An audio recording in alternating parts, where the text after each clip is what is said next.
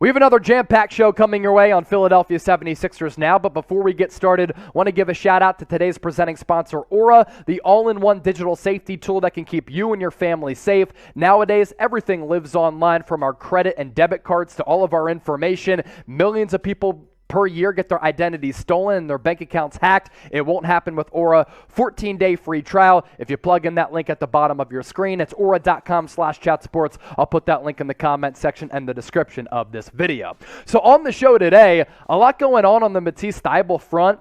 Two teams in the Western Conference emerging as front runners according to reports, and all of the latest free agency rumors as well. But first, make sure you subscribe to the channel. We've been upping our coverage right here on 76ers Now, but there is some work to do, and I want to see Philadelphia show up and show out, because right now the New York Knicks have overtaken the Philadelphia 76ers in terms of subscribers under the Chat Sports umbrella, and it's been pretty fascinating to watch both of these channels jockey back and forth after we launched them last summer. Knicks now 7,300 plus subs, 76ers now 6,800 plus subs. If you want to stay in the know with all things Sixers, make sure you hit that red subscribe button. So we start off with Matisse Thybulle, and we'll get to James Harden because there is news on that front as well. According to reports, Portland Trailblazers, Dallas Mavericks, two teams in the Western Conference, are emerging as two of the most serious Matisse Thybulle suitors. Both teams are in need of a wing defender, and what the 76ers are trying to do right now,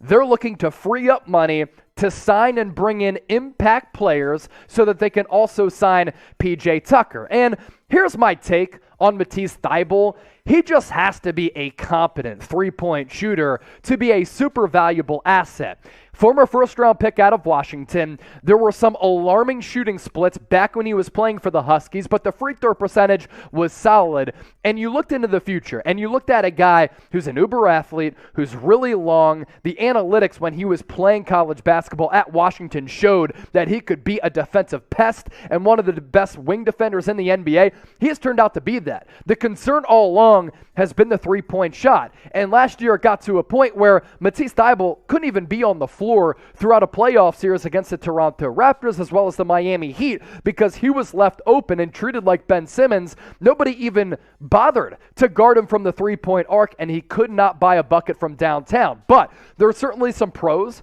as well as cons with Matisse Thybulle. You're talking about a guy who in 3 seasons has been a 2-time All-NBA defender. He is such a great defensive player. All you have to do, turn on the tape last year, and you looked at the defensive wizardry he did against Steph Curry at the Wells Fargo Center. It was some of the finest defensive work I've ever seen from anybody on one of the best offensive players of all time. But there are also some cons, which is why they're backed by red here. He was played off the floor in the playoffs. The weird three-point shooting splits, going back to the concerns at Washington, which have reared their ugly head his first 3 years and have been the downfall for Thybulle and why he's on the trade block. You look at the three-point shooting splits, rookie year, knocks down about 36% of his three-point shots. You're like, okay, he can only get better, right? He's basically gotten worse. Year 2, 30% from downtown. Year 3, just north of 31%. And the free throw numbers make absolutely no sense. Year 1, 61%. Year 2 drops all the way down to 44, and this past year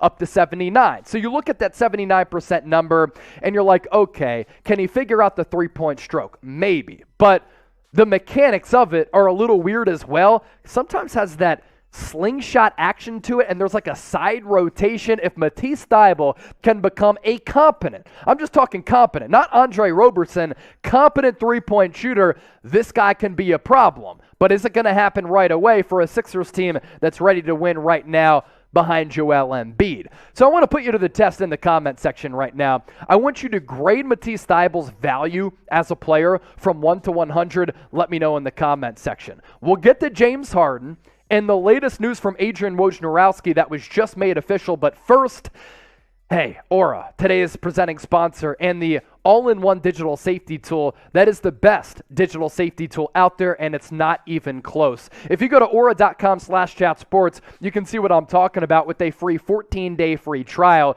You get near real-time updates on suspicious activity online, and you can also live in freedom and live without having to worry about going through that arduous process of getting your identity stolen or your bank account hacked. Shop, bank, work online more safely and privately with Aura today. I'll put that link in the comment section and the description of this video. So this literally just was made official from Adrian Wojnarowski. And we had an indication that this is going to happen, but Woj saying this, according to sources, 76ers star James Harden has declined his $47 million player option.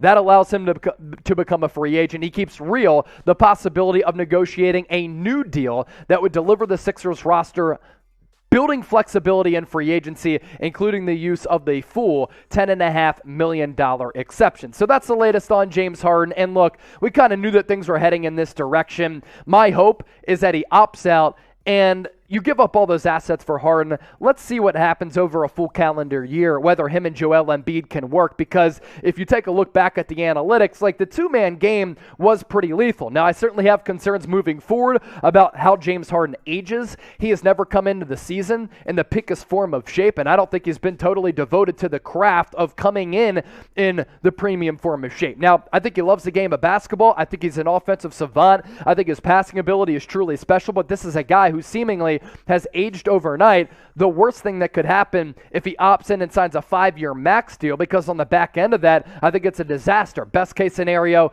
opts out, then he re-signs with Philadelphia on a short-term deal. If it's around $40 million, that's about the going rate for a player of James Harden's value. Coming up next on the show, going to take a look at some Sixers free agency targets with free agency tipping off on Thursday. These are under-the-radar, slept-on players who could really help the Sixers roster hopefully get past the second round of the NBA playoffs for the first time since 2001. So you look at this list here, and it's a cast of guys who at one point were paid a lot of money and their value is down right now, or guys who can really just contend with the roster spot and help elevate your team in a variety of ways offensively and defensively. So TJ Warren, Andre Drummond, a potential reunion there, Tyus Jones, Otto Porter, as well as Wesley Matthews. For TJ Warren, this is a guy who is a walking bucket. Unfortunately for him, the last 2 years, he's been injured a lot. But from 2017 to 2021, including an incredible stint in the NBA bubble, this guy was finding twine from everywhere. 19 points per game, really good shooting numbers at 51% from the field, 37% from downtown on about 15 field goal attempts per game.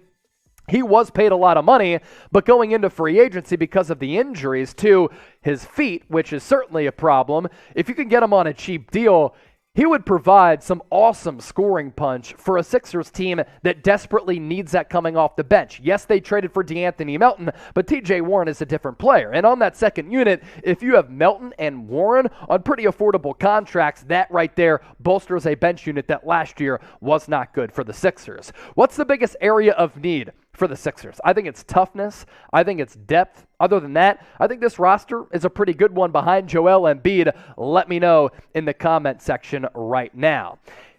As for Andre Drummond, I like Andre Drummond, and I thought that last year he was a solid backup for Embiid before he was then traded to the Brooklyn Nets. Now, his numbers with the Nets were better, but he was a starter with the Brooklyn Nets. And at this point, given the change in how the NBA game is played, I don't think Andre Drummond is a starter anymore at the center position. As a backup, though, I think he'd be a really quality asset. And the Sixers have run into a bunch of problems with the lack of legitimate go-to big guys once Embiid is either hurt or off the floor. Last year, having to watch DeAndre Jordan in a playoff series was a disaster. A couple years ago, it was Greg Monroe. You bring back Andre Drummond, who has a really good relationship with Doc Rivers and could be one of the best backup centers in the NBA for an affordable price. I'm all down for a reunion there. As for Tyus Jones, a really good point guard who, when Ja Morant was out a lot last year, he put up really impressive numbers, and because of that, he might be a little bit too expensive for the Sixers' liking. That's if a team out there decides to overpay.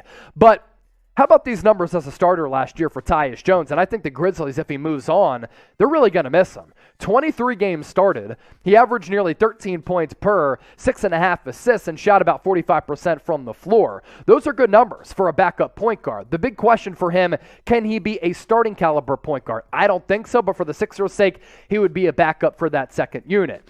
As for Porter and Wesley Matthews, both can play defense, both can hit threes. And the Sixers have lacked those type of prototypes over time. And those are the types of players who have been through the rigors of a deep playoff run, who have competed for NBA championships, for Otto Porter. He just won one with the Golden State Warriors. Those are culture acquisitions and culture additions that this Sixers roster really needs. You bring in PJ Tucker, he helps your toughness. You round out the roster with some of the players on this list, it adds to the depth, and clearly they were outweighed by the Miami Heat and at points by the Toronto Raptors when it comes to the depth department. So 5 Sixers free agent targets who could come at an affordable price tag, all on your screen right now. With that, I pivot to this question before we round out today's show. Name a free agent that you want the Sixers to sign. It can be one of the names who we talked about or a different person. Either way, just let me know right now.